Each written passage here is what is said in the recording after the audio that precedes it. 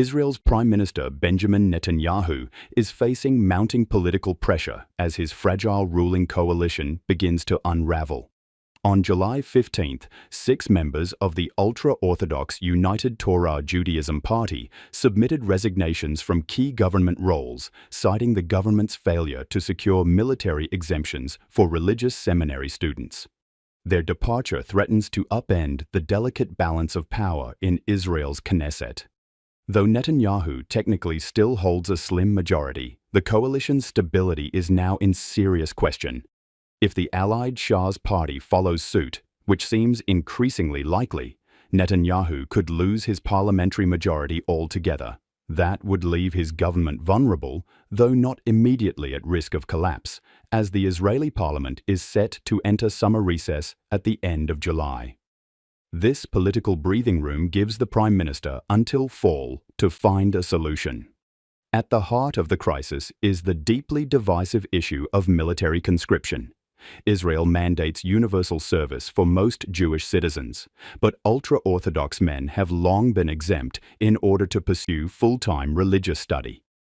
The Supreme Court ruled last year that these exemptions must end, sparking a fierce political debate that's now tearing Netanyahu's government apart. Mainstream Israelis, especially those who have lost loved ones in Gaza, are growing increasingly frustrated at what they see as an unequal burden.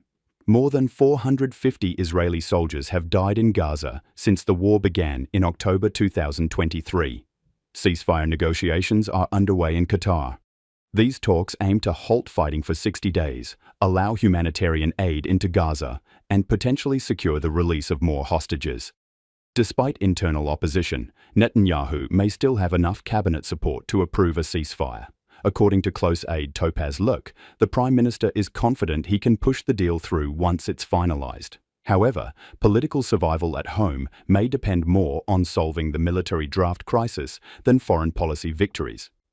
The core challenge Netanyahu faces is navigating between two volatile camps.